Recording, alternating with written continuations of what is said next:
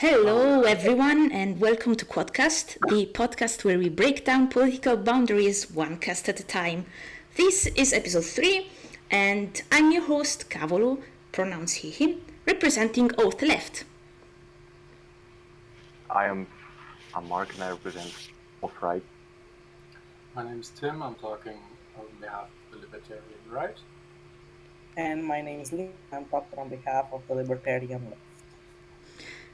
Okay, in the last episode, we introduced ourselves, we finished our introductions. So if you missed that, if you want some context of our exact ideologies, you should watch that episode and the episode before that, actually. But today, in this episode, we're gonna discuss some news from our perspectives. That's it. Let's start with the news. Who wants to go first? I guess I can go first because mine's a little less related than the rest. Sure. So I wanted to discuss the rise of the far right on the European elections and generally also what effect it's had on our Romanian progressivism, because it has had quite the effect on our Progressive Party. As you can see, the far right has risen in numbers quite well, and it has also caused an election in France at the same time. But there's also in Romania, we've had our Progressive Party's president resign because we only had 2 out of our 33 MEPs from the party. While the party usually gets like 10 to 15%, this time they only got 2 out of 33, which was a massive defeat for the Progressive Party. With this president resigning, we now have a new president, and our new president is not so progressive. This new president is against gay marriage, against gay adoption, for some degree of civil unions. Though generally, one quote from her is, "Nowhere does it say that this party is progressive, despite this being known as the Progressive Party." So to give some more context on the past this woman has had, she was the head of the list for our EU Parliament candidates, but she got removed for anti-LGBT remarks once by our last president. So going all the way from having a president who would remove someone from a list for LGBT remarks from like a candidates list, going all the way to having that person that's been removed as a new president, has really dealt a blow to the Romanian progressive cause. And now the best you can have in any party is civil unions. That's the best you can hope for. And because of this, on like, I have very close ties to this party. I've worked with their politicians, their members of parliament, their local politicians. I've gathered data for them for press conferences. I've gone out in the streets with petitions for them, and now I really feel the need to distance myself from this because, well, being a trans person and all, Yeah, it doesn't represent you anymore. Not at all. Yeah, Eastern Europe's crazy. I mean, this would be unthinkable in like anywhere to the west of Chechnya. It's like we don't have. I mean, the conservatives over here are like you guys' most left-wing parties, I imagine. Well, in Romania, we don't even have a proper left-wing party. You have like the Social Democrats, which are heavily conservative, and are like, they were formed from the National Salvation Front, which was the split of party to the Communist Party that handled the anti-communist revolution.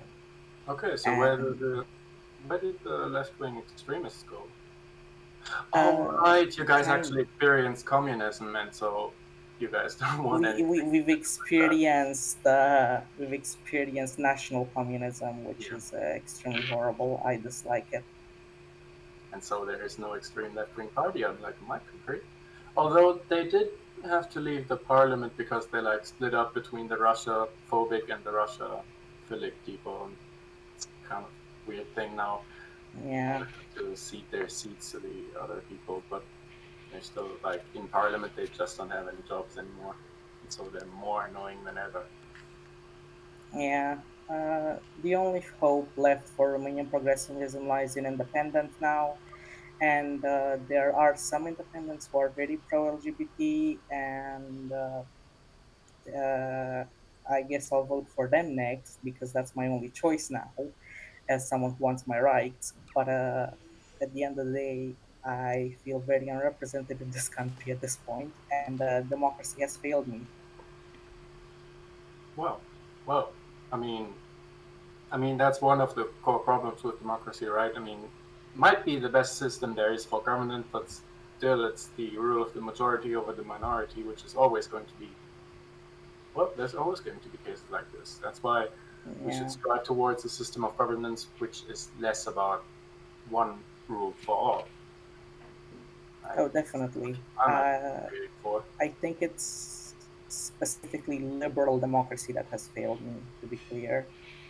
I mean, Because I could argue that your country isn't exactly liberal democracy. Like, yeah, it is a democracy, but it's not that liberal. It has the influence of, it's definitely you it's know, definitely a flawed democracy. yeah, it has I'm the. sorry. What would make this better? You have a country full of conservative Christians, and they don't like gay people, so they won't put in like gay marriage or whatever into law. That's democracy. That's always how it's going to work. The majority is going to rule over the minority.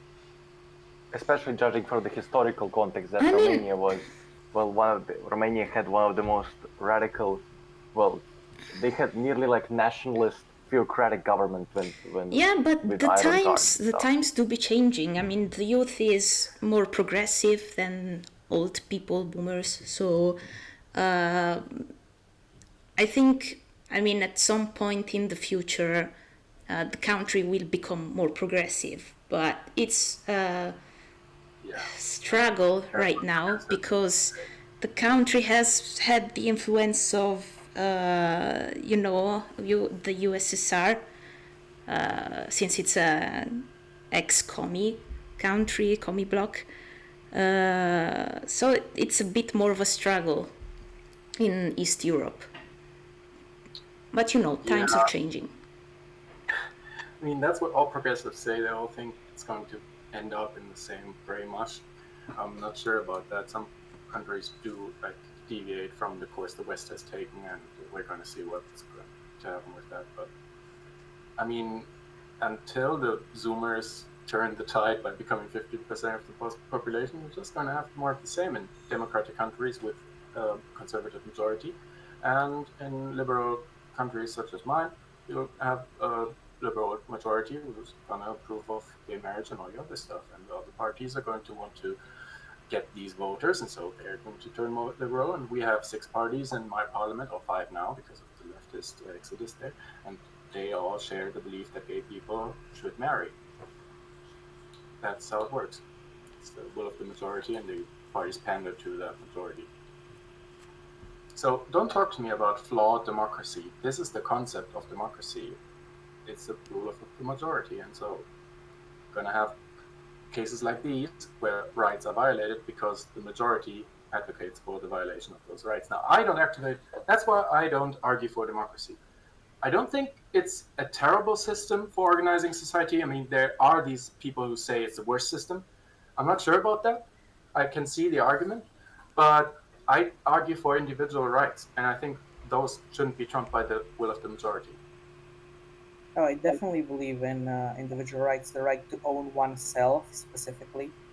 And I think that is a core value of libertarianism, liberty, freedom, just no infringement on one's right, having the liberty to be oneself.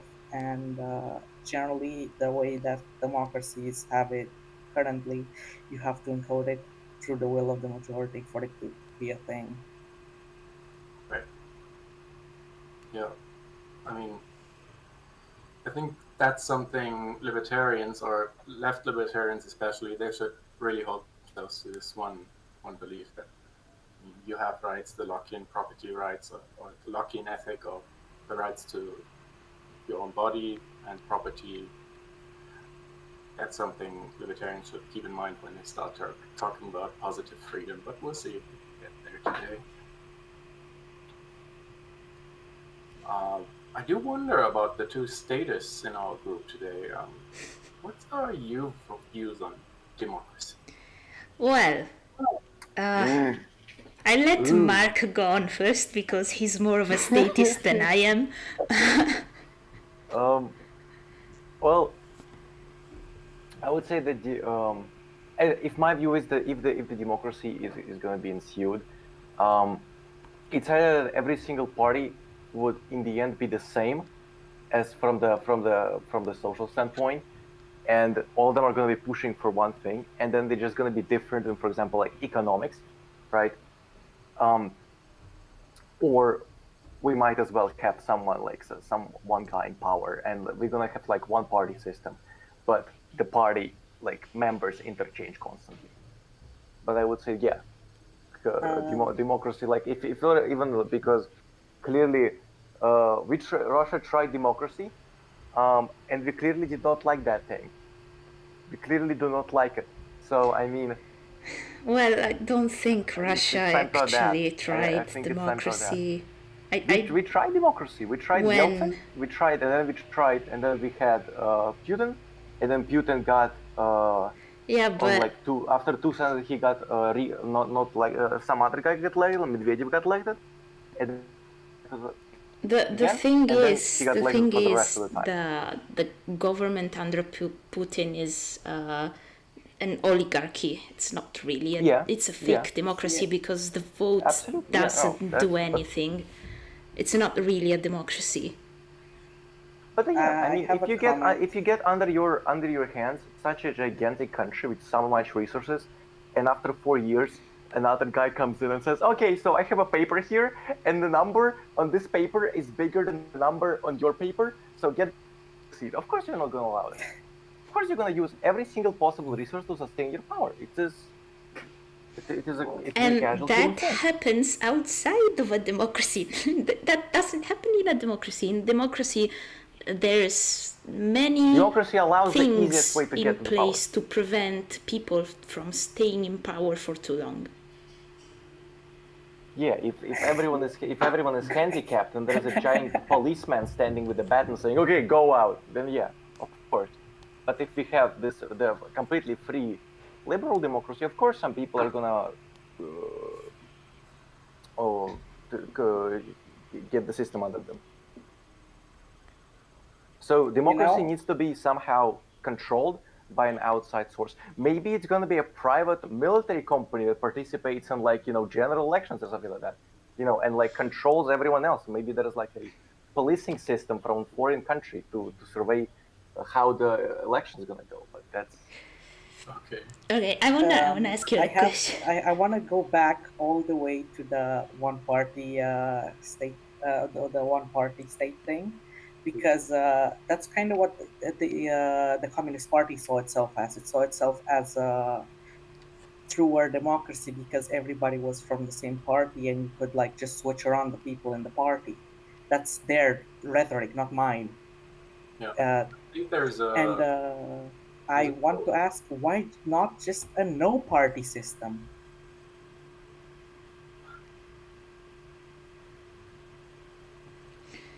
Because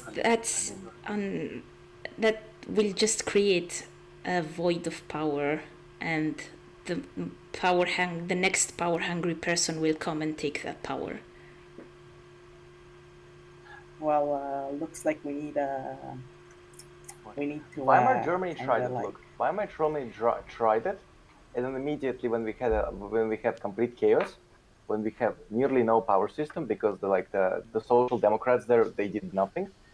Well, Hitler took on easily because he got the most people behind him, because he said the biggest, the most popular things people want to hear, and that's how it's always going to happen. Nobody's going to think long term. Democracy is not a long term thought. It's a short-term vote, right? It's a popularity contest. Exactly. So that's why populism politics is so beautiful, because it wins. Well, it's beautiful in the efficiency system. It's very efficient if you want to win the elections. I'm not sure if it's efficient or anything. It's definitely going to encourage the growth of like bureaucracy, which is turning all of our late Western republics into oligarchies because of all these unelected bureaucrats working behind the scenes and going over through the administrations without being reassigned or anything. So that's one thing. And that's why democracies are so efficient. They might be better for determining some decisions in a society. We have an actual question. I'm sorry, Mark. We were saying. I wasn't saying anything. What? What? Who was talking? Tim? I was talking. Tim Okay. was talking. I'm sorry, Tim. I'm sorry. I got a bit excited because we have an actual question from chat.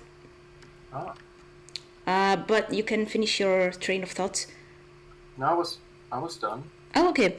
So, Mark, you should read this one because it has Russian here. Oh my God, no. Okay. I know for this. I know exactly who wrote this comment. Because You read it out loud, please. Sorry guys, I have to ask. On TikTok, I come across video from Russians about which clothes are popular. What do you think? Okay, what's that? Who's that? I don't know what that is. I genuinely have no idea. I was trying to figure that joke out, and I could not. I really could not. Kostya, my bad, Kostya. Okay. My bad. Next question. I thought it was a legitimate question. So we're getting Russians in chat. That's new. Yeah, we do get because I do some advertisement on the podcast. Oh, I see. But he's fine though. He's chill. Alright. So I actually have a question for you, Mark.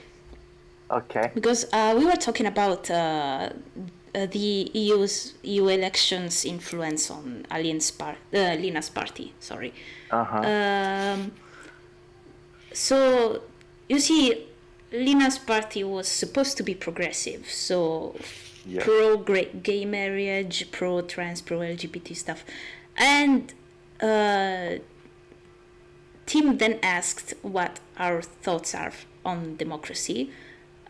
Because we were initially talking about which system is best to guarantee the rights of the LGBT community, right? But you are against that. I mean, what's your stance on the LGBT stuff? On the LGBT stuff, that's a great way, I think. Like policy-wise, would you legalize gay marriage? Would you guarantee? There is two perspectives I can view it with. I can view it with my Christian Orthodox background and foreground. I'm still Christian Orthodox, or I can view it in the utilitarian sense, right? So if we view it in the utilitarian sense, I believe that this is a small enough of it's not an overbearing issue, as in it does not entail any more like liberalization of the system. If it's gonna be induced, whatever, fine. As I said in my on the previous podcast, I mean, if they think that a man or a woman, if they can do the duties, they can do the duties. I mean, wow, confident. All right.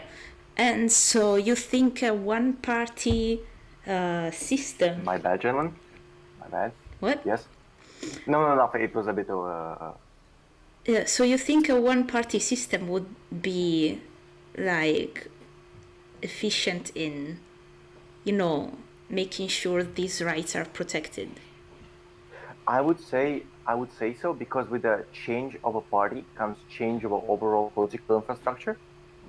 And it can take time to just, when the party comes into the power, they first need to also understand what the other party did, and if the other party did a lot of mess, they need to clean up after them, and it takes a lot of time. If we constantly have the same, let's say, if they have the same bus rolling, but we have different people in it, the political infrastructure stays, and it's easier to enact actual changes faster and more efficiently. Okay, But yeah, of course, it's different for every party. If you're gonna have Christian fundamentalists, most likely they won't like gay people. yeah, of course. Exactly. So I it's don't not see it's why. not a guaranteed, like you cannot, with one party system you cannot guarantee that the rights of the LGBT community are going to be protected, because it depends on the people who compose the party, like if they are all conservative. So that's actually bad. It is bad, but if you're talking about, like, again, I was talking about utilitarian sense of that. If for example progressives come all of a sudden, right, it's going to be easier for them to change things around than if an entirely new party wins, and then they need to change a lot more things around. I don't see why during administration switching it would introduce too much inefficiencies as to, justify one-party state. Having one party rule for a very long time must be one of the worst systems to organize society, because you don't have the decision-making capabilities of a long-term leader who's going to have incentives to work. You have a king, right? He's going to work there for a lifetime, and he's going to give this country to his children. I can get behind that. I can see why monarchy would have better incentive structures for good governance, but dictatorships or one-party states must be the worst systems of organizing society, because there you have these party cabinets which keep switching around members, so you don't know how long you're going to be there, and you don't care about the future of your country. You just want to keep your post. And so that's going to introduce a lot of incentives to do short-term thinking rather than long-term planning. And so really a one-party state must have the worst incentive structures. I don't see how minimizing the inefficiencies from switching administrations would really better that out in any way. Well, that's an overall problem of the party system as a whole, because it's the same with multiple. Yeah, it looks like it's the same thing with the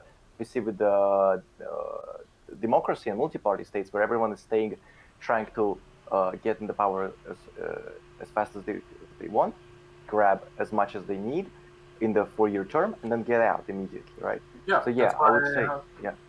I mean, in an ideal democracy, towards monarchy. I was saying, in an ideal democracy, the people in power should be voted out. Like, if they do something that's against the will of the population, they should get voted out. But I don't think... Yeah, the majority. But I don't think we have systems like that in place, so... But do you think democracy How is about the form of organizing society, Cook? What? Sorry? Could you repeat that? Well, what is your stance on democracy? I'm not sure you've gone yet. Okay, okay, so I advocate for democratic socialism, so I like democracy. Like, I think it's the ideal system in theory, because it is less likely to create voids of power.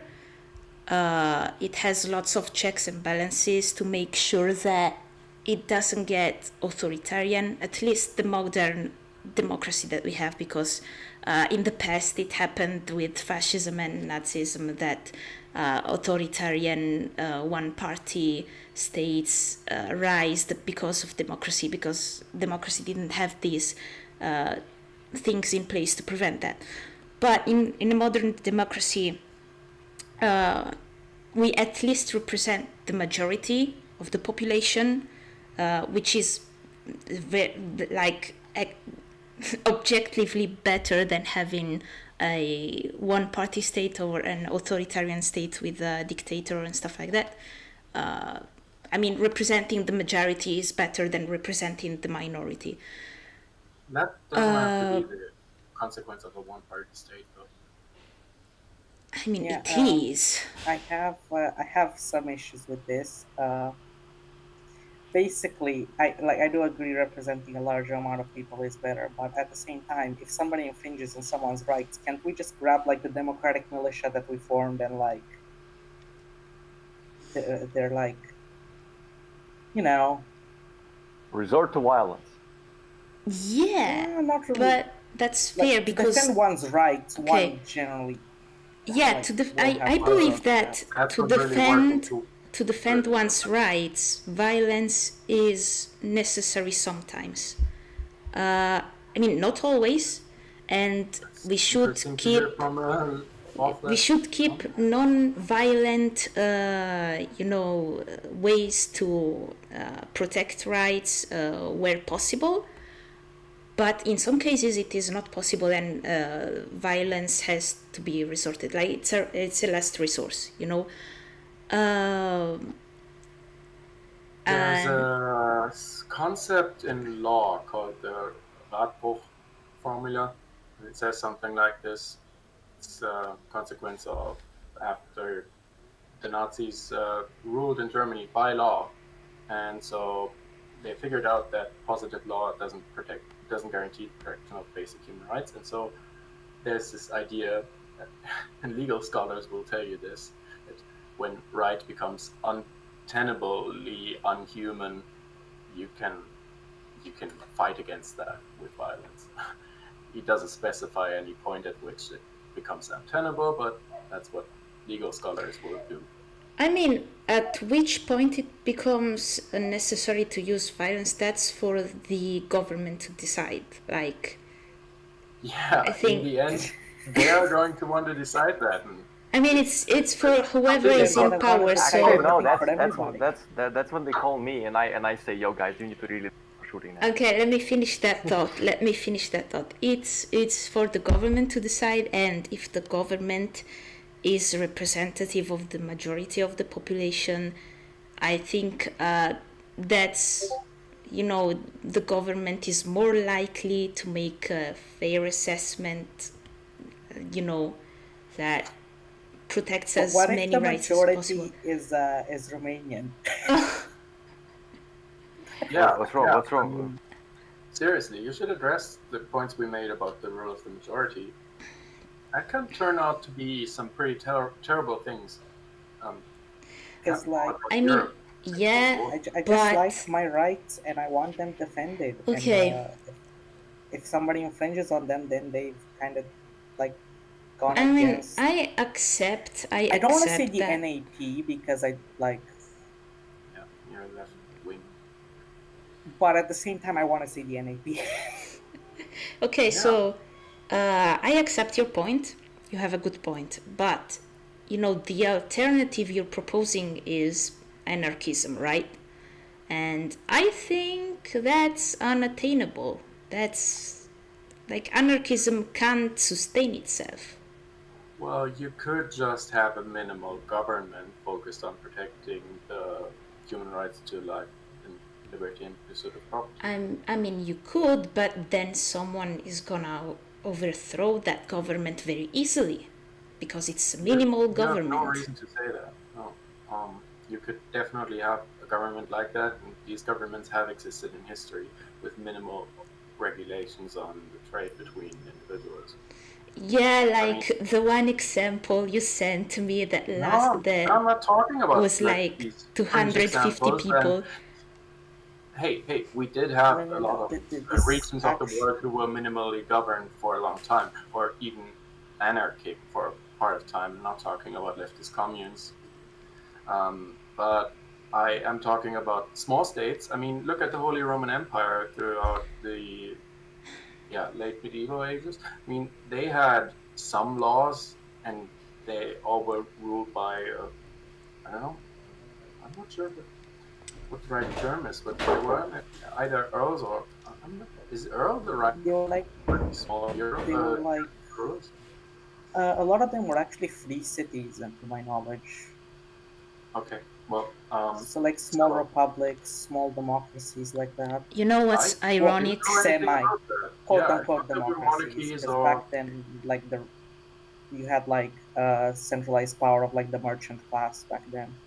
You know uh what's ironic? I'm from Italy, but I know almost nothing of the Roman Empire because I hate that part of history. The Holy Roman Empire. Whatever Roman Empire, the Holy Roman Empire, the that's one not the before same it, Holy thing. Roman Empire was German. What are you talking about? every Roman Empire that's ever existed, I don't know anything about. Is rad. Oh, you don't know. Okay. Okay, well, that's very cool. No, I'm just saying they did have a lot of countries with minimal laws overseeing the trade between people. That's the kind of government I think would I be most effective guess, I at securing guess, I guess. individuals' rights. But like, from what I know, and I might be wrong, like they either lasted not long or they were very small. I mean, that's totally incorrect. You had Like small countries population in inside the the Holy Roman hundreds. Empire who existed for 500,000 years throughout the medieval ages. They did have wars, sure, but I mean, many of them survived for a long time, and Europe was full of small nation states. Some of them, Yeah. I'm sure, were pretty No, but libertarian from today's wasn't like standpoint, right? Where Yeah, everything's regulated. you've had what the lots of them where land rights were distributed among the peasantry, for example. Oh, interesting. most And of it was I'm like just the floating this idea: small government protecting individuals' rights, not up to a democratic vote, because I don't trust the majority to rule on my behalf. I don't trust them, and that's definitely a form of government not to be discounted as unachievable or it's going to be overtaken by another military. There's no reason to believe that the minimal government can't work. It's just a question of how do we organize the ruling of that government. I do think that democracy wouldn't be too good because democracies tend to expand the state over time because people want stuff and they vote for left-wing parties. And the left-wing parties, they raise taxes and redistribute money and so on. So, and they bring communism in. that's right. But But I would say, yeah, I would agree with if we're already going on the defense of the minimal state, if you're even going to look back at the Holy Roman Empire, right? It was, of course, it looks like a big country, but in truth, it was very small duchies with like princes and kings all over the place. It was nearly decentralized but they were able to somehow, centralize really fast. For example, during the Crusades, when we have one single powerful figure like a king who once in 10 years comes out of his lair and says, "Yo, guys, we need to like go to war or something," and everyone goes, "Yeah, that's pretty much it." Yeah, and so and they go to war and they do their things, and then they return and they go back to being uncentralized and stuff. And even the militias, the knights were hired. They were basically nearly mercenaries, right? There was no sustained army. There was no. Of course, it was all contained in a very high social order and very high fundamental or moral code of Vatican Church, right? So maybe that's how it was kept in place. Yeah.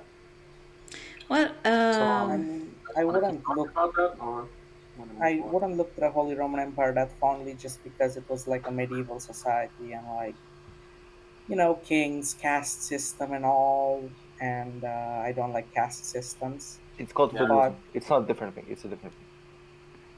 I guess that was very limited. Yeah, feudalism is. It's not caste system. No, feudalism wasn't libertarian. I'm just saying, small government can work. They don't have to be overtaken instantly by another government. It doesn't always have to be like that. So, you want to move on? yes, I wanted to talk about my piece of news, but before that, we have a question from chat, and it has nothing to do with what we were talking about, but I think it is interesting enough. So, are the following judgments about nature and society correct? A. Nature, unlike society, is a developing system, and B. Nature and society have a mutual influence on each other. That's interesting. I mean, societies are formed by people, and we all have a human nature. But society is a developing system. Yeah, I also think society is a developing system. I don't think it has to be mutually exclusive. Like both nature and society can develop, I think. And yeah, they do have a mutual influence on each other, although I would agree that the human society has a lot more influence over nature than how much nature has influence on us, or at least right now until we're all doomed by climate change. Well, if you talk about nature by meaning ecosystems, then yeah, sure. But I mean, nature, as in we all have our nature. This table has a nature. The microphone has a nature. You actually don't see any change. I mean, things are what they are, and so you could argue that nature is in fact a lot less changing than society. Yeah, it I really would depends on argue. what definition you use I would for argue nature. that it is slower changing that society, not like less changing, because nature does change a lot, but it takes a lot of time. But the And since individual our nature of change things is that faster, we have more of an influence. ecosystems change. Nature, I mean, the nature of things stays the same. I guess that's. Oh, you mean nature as in like the essence of things? Oh. Yeah, That's I'm not right. good at philosophy actually, so I don't know. Anyway, just talking. Well, Interesting question though. I wonder who wrote that. Sounds like a yeah, very specific part of Someone the with career. a Russian name yeah, that maybe Russian like in chat. Katyasha. Yeah. Yeah. Oh well, I wanted to Okay. bring up my piece of news to cheer up Lina, because we were saying about the majority, like if the majority is conservative, then democracy has failed, Lina. But to cheer you up, I'm gonna tell you that France, despite like having elected conservatives at the EU elections, you know how Macron resigned and they elected a new parliament? Well, it turns out that the new leftist coalition gained the most seats. You know why that is? Because they had to game the system. Because you've had people who are in third place give up their race so that a person from one of the two anti far right parties would win. Because so they wouldn't split the vote. Because vote splitting is a thing Yeah, in one yeah, vote absolutely, democracies. So absolutely. they had to game the system to get to this result. Yeah. Yep, absolutely. And I guess many French people must be upset. Uh, Pretty much. but I think it's fair to rig the system. Might be a hot take, but I think it's very fair to rig the system. And That's Adolf Hitler speaking right now. Yo, guys. Yo, I burned Parliament fair and square, guys. I burned it fair and square, okay? That's my Molotov. That's my boys. That's my essay. Be on the hood. I mean, look, I mean, I don't disagree. If you're gonna work the system, I mean, that's the rules of the game. You're working within yeah, democracy. exactly, Yeah, exactly. And ways of gaming the system, right? Yeah, I mean, in most countries, you have a 5%. You need a 5% vote in order to get to the parliament. So Yes. that's what it's like in my country. And yeah. In my country, is 4%, but yeah, interesting. that's pretty much it. And so, yeah, all the big parties already have a huge advantage of being voted for by more than 5% of the population, at least known. Yeah. While small parties have big problems of getting in there. There's always going to be rules like that. And if the rightists had worked out some kind of deal with the leftists or the pro-Russia leftists or some other party, and they would have gained the system in this way, they'd be laughing their asses off at the others and Macron. And so, I mean, I'm not upset. This is place. Oh, I'm not upset either. I'm glad they won, but it's just like the system had to be gamed to get to this result, so it's the system's fault. Yeah, but also they had to have voters, right? So, I mean, the population isn't entirely conservative. So that's a win. Well, yeah, but that's France, not Romania. Yeah, but things can spread, and Romania is in the EU, so it does get the influence of other We're not EU even in countries. Schengen. Fun fact. Yeah, right. Just for the record, because we don't have anything from the auth-right. I just want to say this is not a win. We are going to see terrible things happening in France over the next. I'm not sure how long I know that their president gets voted in every 7 years, I believe. I'm not sure how long Parliament lasts before the next 5. vote. It's not going to be nice for the French people. They've been during terrible crime rates in their major cities. We had riots last summer, which were terrible.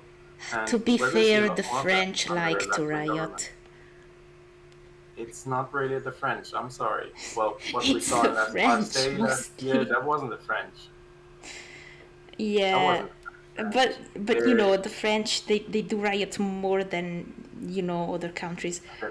The yellow jackets and so on, we saw those too. Yeah, sure. Yeah, they do like to go on strike. That's one thing, but it's Strikes are a little good. more peaceful than what we had when that one. Depends what the strike is for, because a strike can serve bad interests. But Sorry for yeah, interrupting you, Tim. I just had to get the status in check. yeah. Well, I didn't quite get that, but I wanted to say that this was not the full news. I wanted to say, I opened with this to, give a bit of positivity, but the real news is that Italy's state media didn't cover the French election. That's curious. Yes. Do they normally Well, cover them? they covered some niche event that was taking place in a city, a random city, where the director of the state media was participating, and not even the news channel covered the French election, which was big. Like, it was something big. It was very much interest to the Italian population, because it's our neighboring country. So it exploded on the internet, but the news channel didn't report on it. All the other private news networks reported on it, except for the state-owned news network, which is RAI. It's called RAI.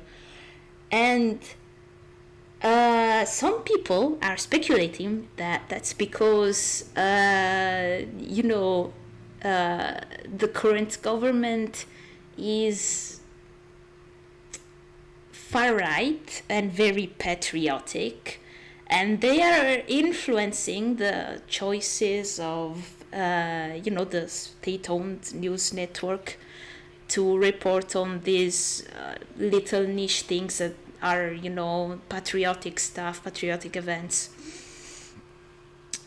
And it could be a bit of a conspiracy theory. I don't have proof of that, but I think the state, the current government does have an influence on the media we see.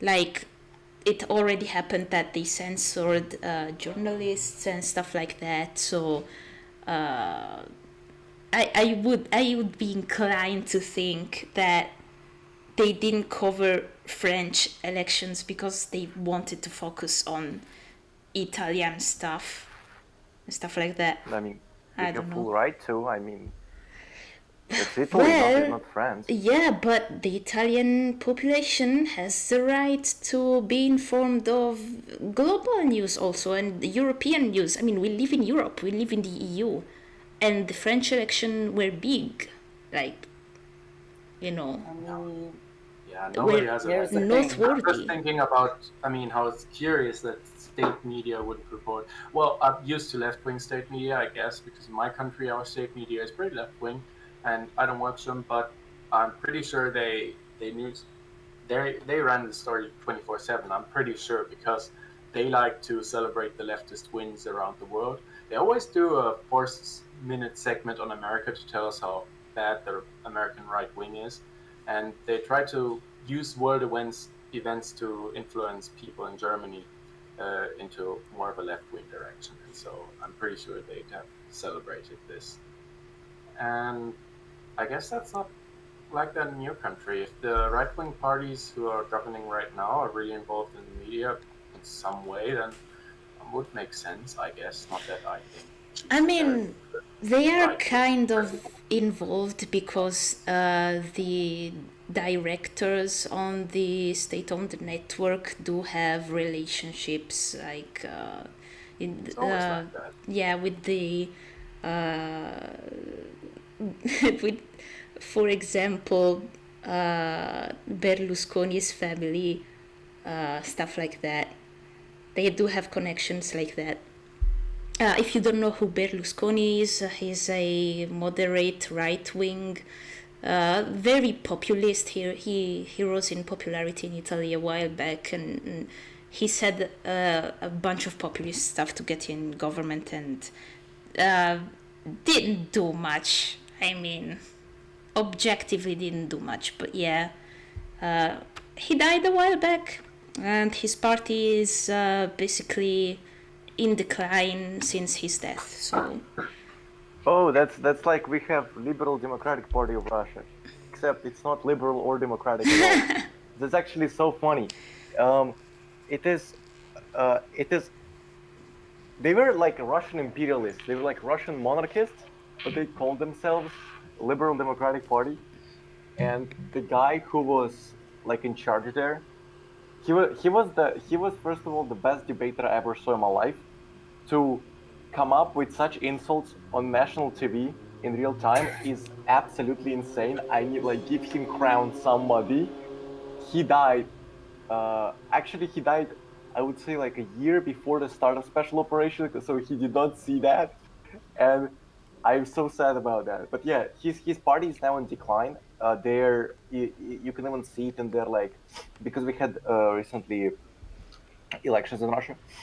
Their pre-election like advertisement, it was literally them LARPing as if he's still in the party. oh my god, So they're clinging to him. that's because he actually literally- sad. Yeah, it That's is really so sad. sad. I was genuinely thinking about joining them because of the guy, but then he died, and now it's really like like official Russian politics had lost any charm for me. I Yeah, mean, you know, that We reminds lost the me real of, one. That reminds me of our Greater Romania party, which is still active but like very weak. Yeah, They same had this guy for- Corneliu Vadim Tudor, who he was actually like a member of the Russian Academy of Natural Sciences for once. He was his party early on had like national communism, but then they switched to far right ultranationalism because they just wanted to appeal to the people.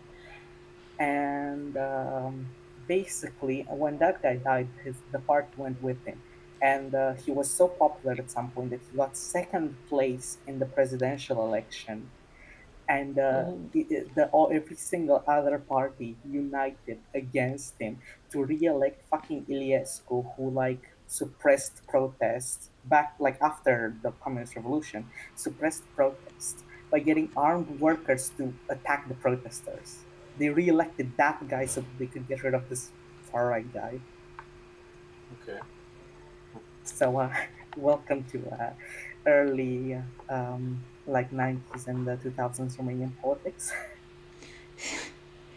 You know, funnily enough, that was the early 2000 Italian politics too, with Berlusconi being super popular. But yeah, his party, well, his successor's party is still active but weak and is in a coalition with the far-right party. So, I mean, in the end, any vote that goes to the moderate right party is also a vote that goes to the far right party of Meloni. So yeah, that's the right in Italy for you. And about this, the state media in Germany, Tim, you said you have all this left-wing bias. In Italy, it's the contrary. Like before this current government, it was like almost mandatory to be bipartisan. Like if you're gonna invite someone who's left wing on a show on TV, you're gonna have to invite someone who's also right wing. Like and all TV programs have to be. I mean, it's not really by law mandatory, but it is custom to be as apolitical as possible, to, you know, say good things about every party if you're gonna talk about something political.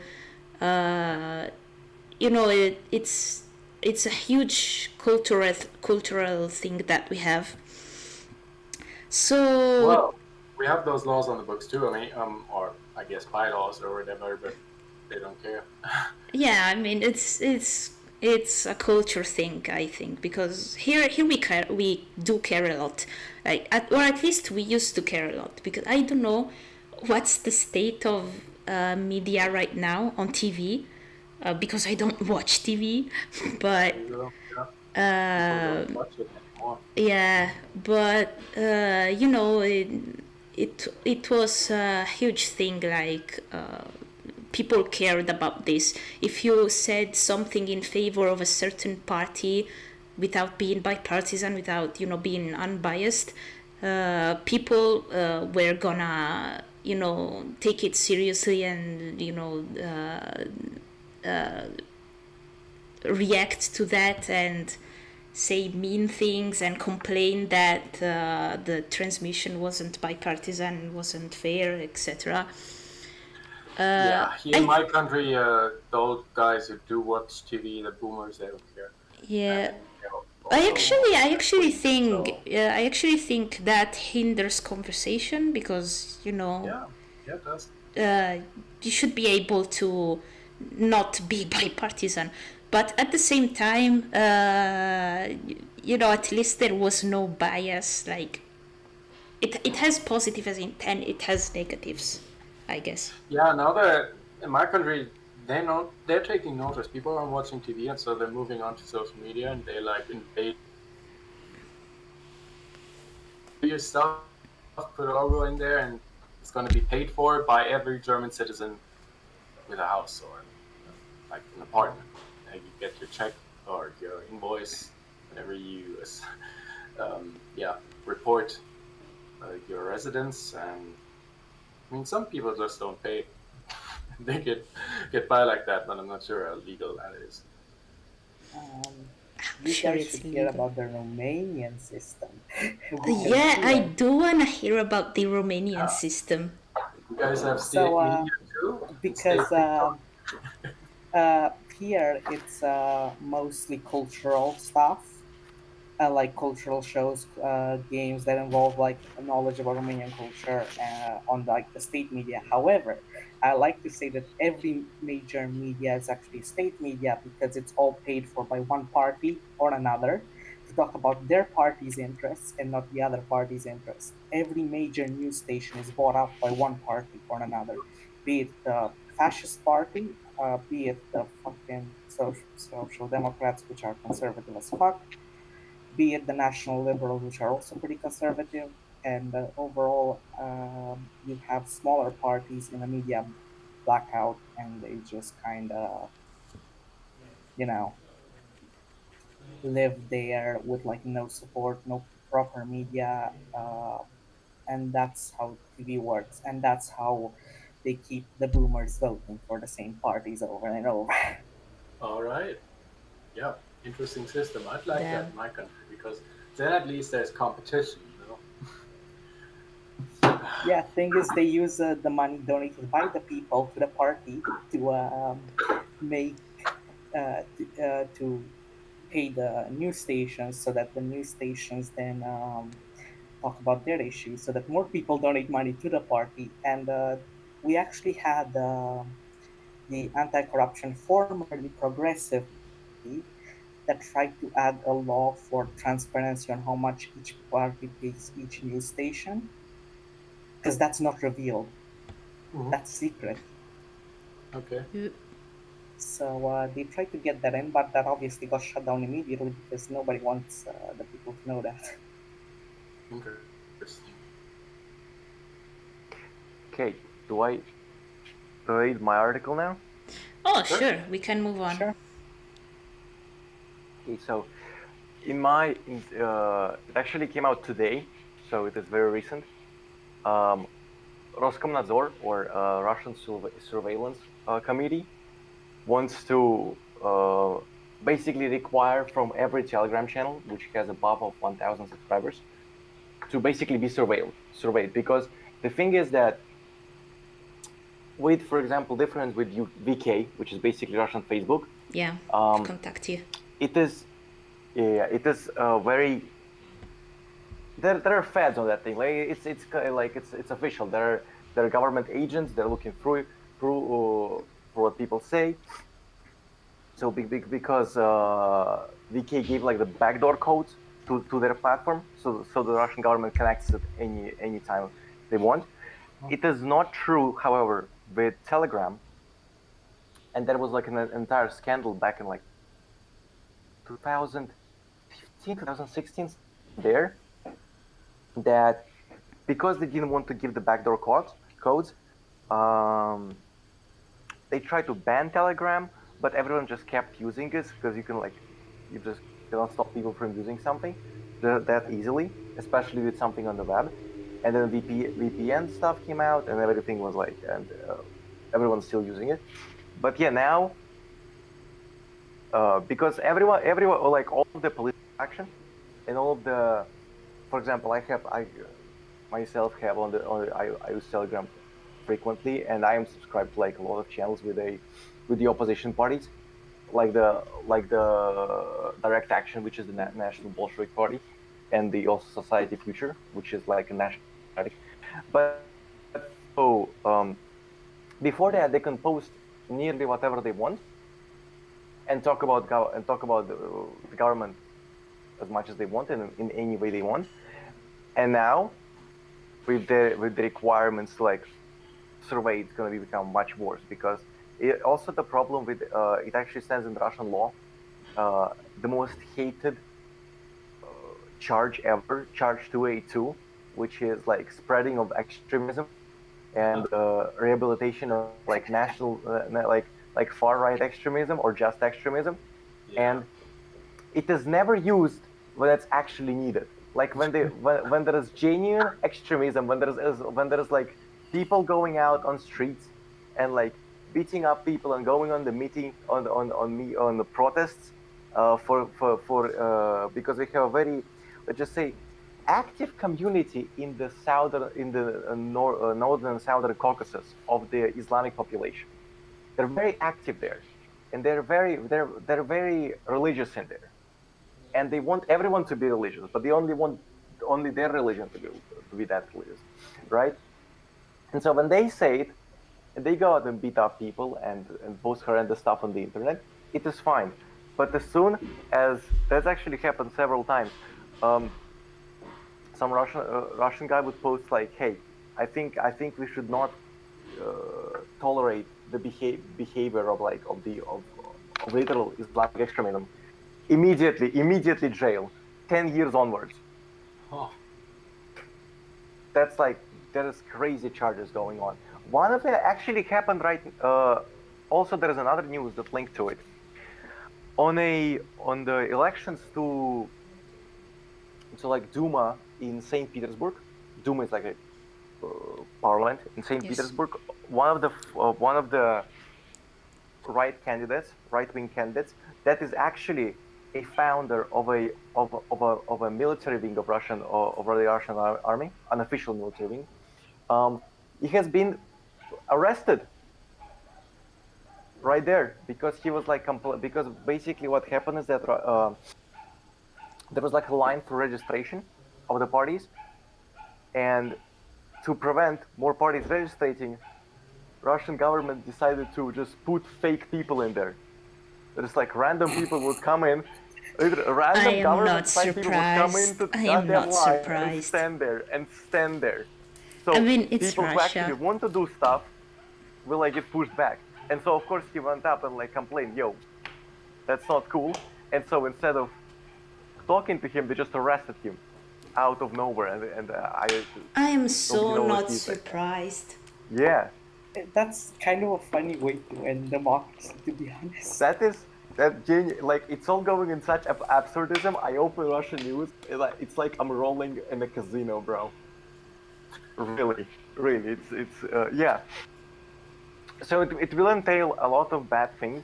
Although, of course, again, I see already problems with like how they were gonna implement the thing. Because like, what am I need to go into what office of the government and say, so hey guys, here is my Telegram channel. It has you like here you go, and they're like, oh, it has 999 subscribers. Get out of here. We don't have time for you, right? But yeah, I don't know how it's gonna implement, how it's gonna get enforced. It's same thing with like banning on the propaganda of LGBT. I mean, okay, it's still and then we still have like the. I mean, they did arrest a couple of people who tried to go have a pride parade. They did do that, but that's the only thing I saw the law being implemented. That one. So yeah, it's pretty. It's sweet and small, but it may entail a lot of bad things. It may not, because again, it's Russia. The law might just flop, and everyone, and like after a week, they will say, "Which law? We don't know about it." Because it was like several different occasions. We had like crazy things come up in the Russian parliament, and they were like, well, oh my god, that's such a funny thing.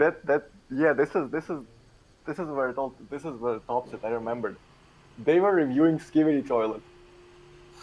Bruh. There is a recording Oh my god. of Russian parliament watching toilet to look for extremism, potential extremism. Oh, that's funny. Okay, so you got us like 3 different pieces of news.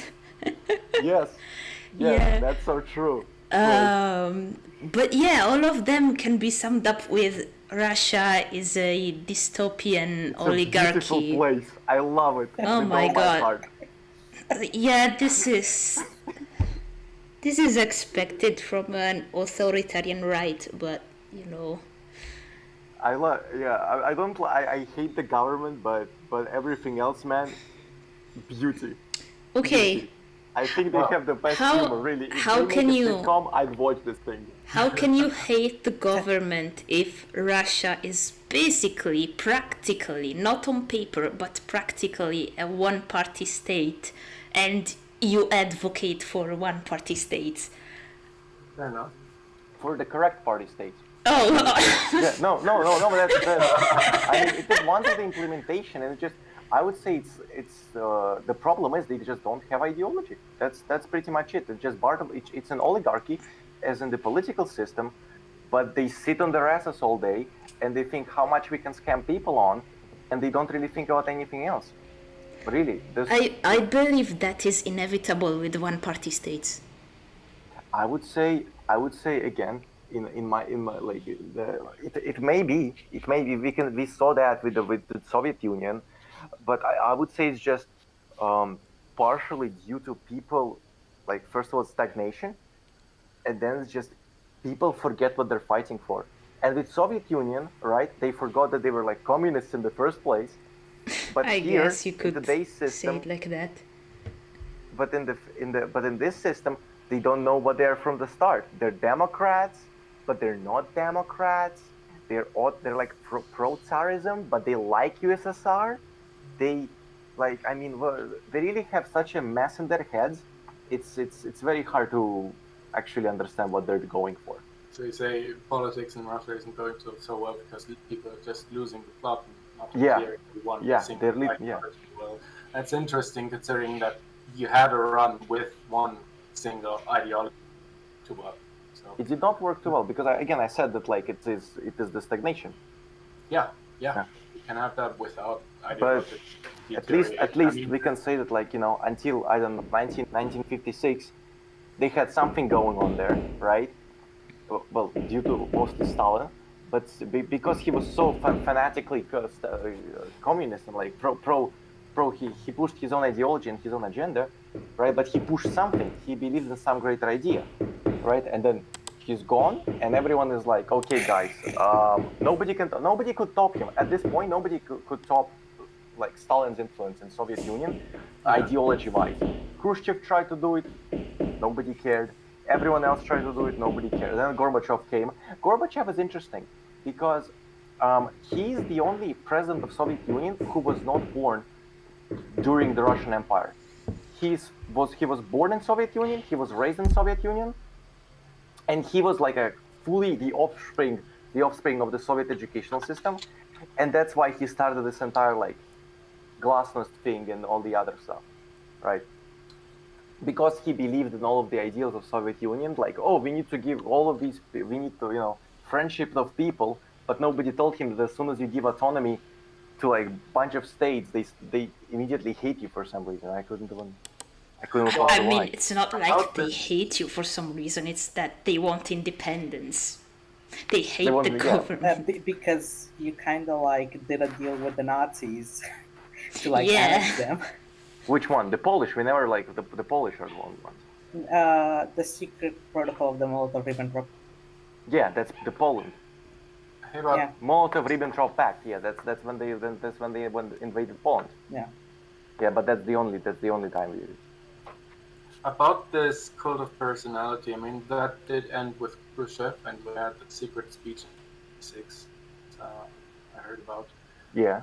Where he disavowed this idea Mhm. of having statues of the leader. And that's one of the things that liberal people will say is good about Russia today, because you don't go to Moscow and have like giant Putin statues. You don't have that. And they say it's a good thing. Well, I honestly, disagree would with say that. might I as mean, well. yes, it is a good thing that they don't have statues and all that, but Putin does have a cult of personality. I mean, He all does- the he has macho a cult of propaganda, him riding a bear. He does have a cult of personality. I mean, saying he doesn't just because there are no statues, like that's a bit of a straw man. No, it's perfectly legitimate. And maybe statues just fell out of fashion. Yeah, could also be that. I'd say he's got a modernized cult of personality. Yep. Okay. But I mean, he kind of does, but I would say at this point he's really out of it. Like he would say things like, "Oh, due to our great cooperation with other nations, we have like so much beautiful foreign specialists come to our country," and then you open the news feed and it's like a guy from Azerbaijan raping a woman, and you're like, okay, bro. You really he's out of it. I mean, It looks like that he doesn't even understand what's happening in Russia. yeah, think he's that's kept true. That's true. He in has like his own idea of what Russia is, and he's not kept up with the times. And yes, he had a cult of personality, but I will admit he basically destroyed it by himself with his recent actions and his recent speeches and stuff like that. I mean, he even distanced himself from his advisors and all that. I mean, the guy is okay. It's like the guy is gonna quote Ivan Ilyin, who is like a far right Russian philosopher, and then he's gonna go and do speeches on like 9th of May that like great Soviet people. I'm like, come on, like he needs to decide really. Yeah. He needs to let go of either Russian Empire and go socialist path, or go like Soviet-centered path, or let go of Soviet Union, which I would say is more favorable, and go just new Russian, like continuation of the Russian history before 1917, like that. Have partial decommunization, because I mean it's becoming very stagnant, and it's pushing it back. It's pushing the culture back. Guys, Oh, you go on. I have two related questions. Do you know if there's like anything like a successor of the Zampolits from the Soviet Union? Oh, I would. No, no, no. Because I was gonna ask, what do those preach if the ideology is so erratic? Zampoli. Oh my God, what is? Political officers. Yeah, political. I mean, but they would have like their own line. They would have the communist thing, right? The political commissars, they would stand. Their first thing is to stand on the front line and say, "Hey guys, we're like kind of fighting a war here for this and this and this, and so keep doing that." And now, I mean, look, I would to draw like compared to the special operation right now, right? We're saying that like it's denazification, and then we have people like Alexander Melchikov, which is like there is a 3-hour interview. 20 minutes in, interviewer asked him, "Are you a far right?" And he's like, "I'm a Nazi. I'm a Nazi. I can throw the hand up. I can throw the hand up. I'm a Nazi." Right? So it's either we need to the Shirgal Rusic, it's not official. It's not an official part of Russian military. It was formed during the insurgency of 2014 in Ukraine. But like he is a pretty famous guy right now, because actually he's very against the government, because he actually speaks up on a lot of things with immigration and what it does. He speaks up on, for example, the actions of the Chechen battalions and what they're doing, or shall I say what they're not doing, and they're not doing nearly anything. And judging by him, they're just coming to the front lines, taking pictures, and they're just going away. So it's either we need to somehow reform the political course we're going with, or maybe just stop talking about Soviet Union and Russian Empire, and we just kind of like go make our own culture or something like that, because that's the only way I can see it. We either get rid of both things or get rid of one of them. Because we cannot have this red-white synthesis, okay? It is not a 15-year-old hormone-infused political Holy War game, okay? It's actual politics. You cannot do this in actual politics. Yeah. So yeah. Interesting stuff. Absolutely. Very interesting. Long way from Telegram surveillance. I just wanted to mention now. Yeah. Do you want to elaborate on your original news piece? Oh. I mean, well, I think say something. I didn't want to cut you off. Yeah, no, I said again that like the law is most likely it's either going to have zero effect, because it's gonna again take a long time to get implemented. It's and gonna to enforce it, it's like almost impossible. To enforce it is very strange. How they gonna do that? And again, I would say, and again, like speaking, like if it's gonna cause backlash, every single time there was something causing backlash, the Russian government did not care, so it's not an issue, a discussion to it. So, but yeah, the law did pass, like it's in effect. The law did pass. It's not in effect. It's not in effect. I was stating like it's gonna have a long time to pass. It's not gonna be like so it did not pass yet. It did not pass yet. It was just like a thing one of the deputies said. But again, they tend to say a lot of funny things and a lot of scary things as well. And you never know when they actually just like gonna say it and nobody gonna talk about it again, or when they gonna say it and they actually gonna like be serious about it. Remember the time the Russian government banned it didn't ban, but oh my god, how do I phrase this? And in Russia, you couldn't call help for assault. Like when a husband assaults a wife, the wives couldn't call for help anymore because... I remember that thing. I forgot how to phrase it. I'm sorry. I don't know. I think it's either... I know what you're talking about. I remember it. I forgot about it. I absolutely forgot what became of it. I'm pretty sure it got revoked. Yeah, it Pretty got sure it got revoked. revoked. It got revoked because the assault stats skyrocketed because of course they would. Oh yeah, how would that happen? No, I mean that's not. I mean intermarital. Yeah, I don't find the word. Oh yeah, intermarital battery. Yeah, it's something cultures do differently. So I think if they did make it legal in my country, people wouldn't start beating their wives. But they didn't abolish it until all that long ago in most Western countries, I'm pretty sure.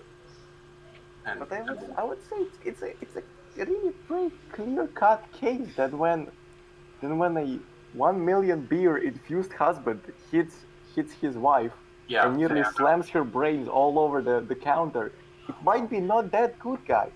And it's weird to like reintroduce this kind of stuff. I mean, once you abolish it, you kind of there's really no reason to reintroduce that. I guess it's not. I mean, it's not. It's not even going back to like libertarian property rights. It's not nothing about that. I mean, of course, the spouse's right needs to be protected. Anyways, about that Telegram law. That's something I think the people in my government would lick their fingers at, because we've got the interesting thing about Germany is we've got our own like secret police for inside Germany. It's not a like surveillance. I mean, we have that too, and they're pretty good.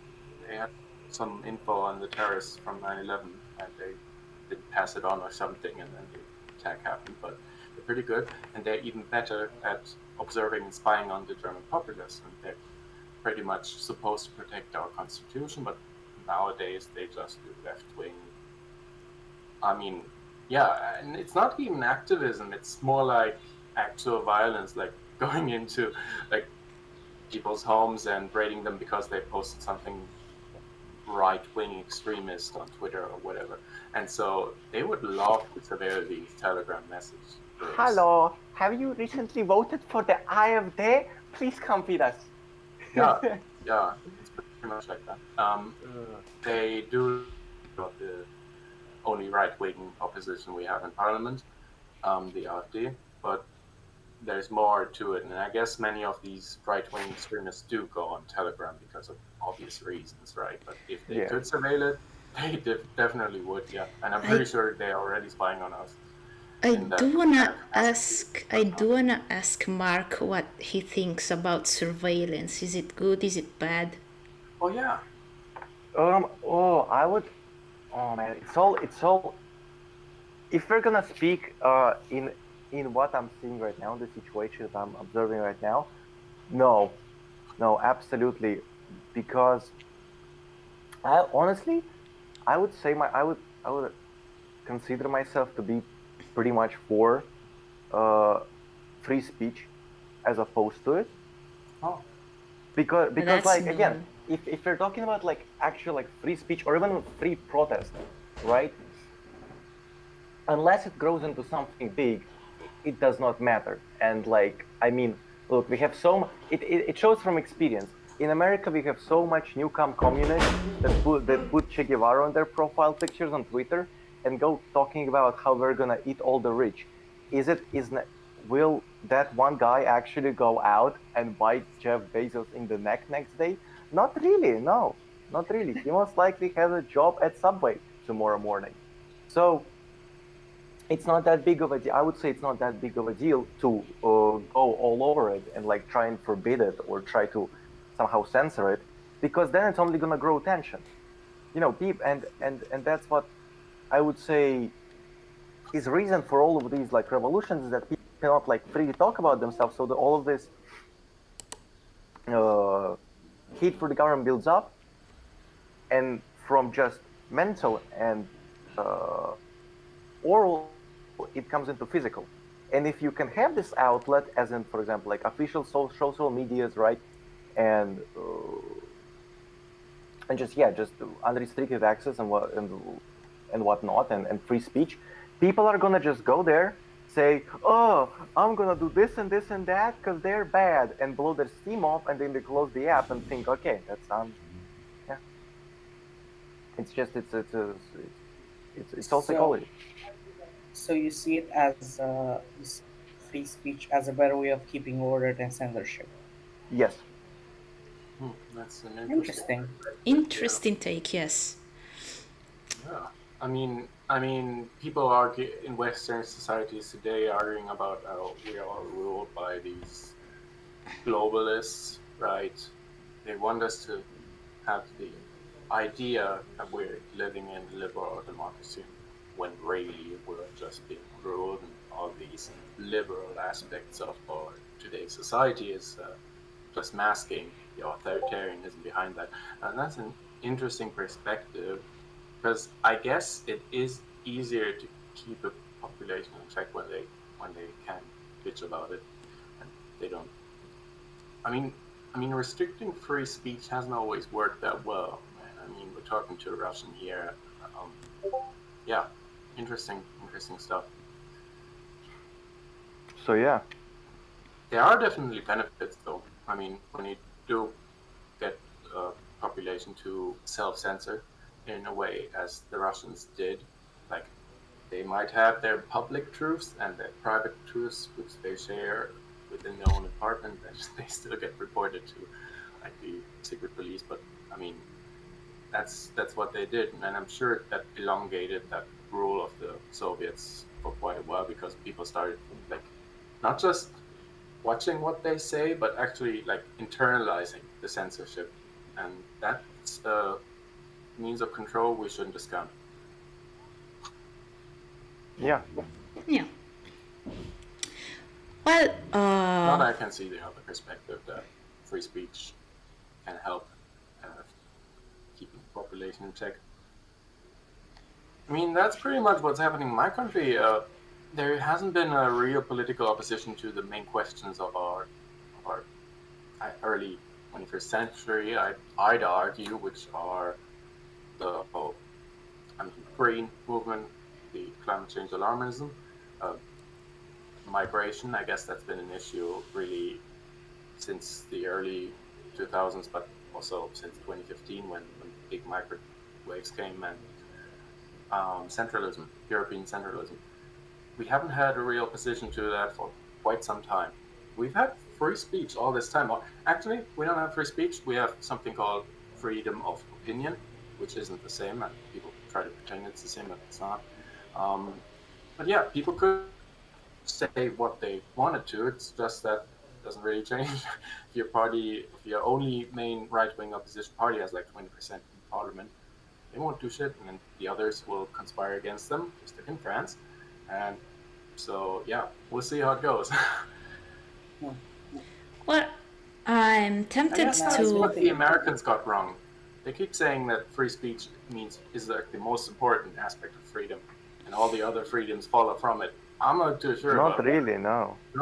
I guess that's you can be in a debatable. steel cage, and still have a free speech and scream like at your captors. Ooh, I'm gonna. Yeah, it's not. I mean, that's not free speech if you're in a cage. As I said, I would say it's a pretty big psychological trick to just make people blow the bitch about stuff on the internet, blow their steam off, and then go like nothing else, and then they have another temper tantrum that they post on the Twitter on their beautiful Twitter account. Yeah, they get all of these nice compliments or hate messages from supporters and enemies, and they kind of have their own political fight in their head, while their country can be fucking them in the ass all they know. So. Yeah. Well, Honestly, that's kind sorry. of happening in the US. Yeah. Yeah, Americans, am I right? Yeah, we can all like us, we can all crap about Americans in this podcast. Yeah. But yeah, I do think we are a little bit over our time here. Yes, we are. We're 20 minutes over it. Yeah. So I have to wrap it up. So yes. I think we covered pretty much everything we wanted to cover. Yeah, and more. yeah, We and had, more. Some interesting discussion, I'd say. Yeah. Well. So, thanks for watching, everyone who's still in the live chat. Do we have any questions? Yeah, I No? don't think. I mean, I think the Don't see any. spammer went out. So, Something's off with Cavolo. oh, She's Yeah, the only she's one been- who she's can quiet. make the stream, so I guess we're trapped here. Yeah. oh, do you Uh, not hear I me? guess. Oh, she's trying to talk. Have I been muted this whole time? Yes. Yeah. Oh my, Wow. it's over. Oh my god. Yeah, I was saying thanks everyone for watching the live chat. We had a busy live chat today, so thank you for that. Although it was a bit spammy, but that's Yeah, fine but- for a first episode. Okay, so thanks everyone for participating. Thanks for watching. Stay tuned for next episode next week. Either at the same time as today or later. We don't know yet. But yeah, stay tuned. Goodbye, everyone. Bye. Okay, see you guys.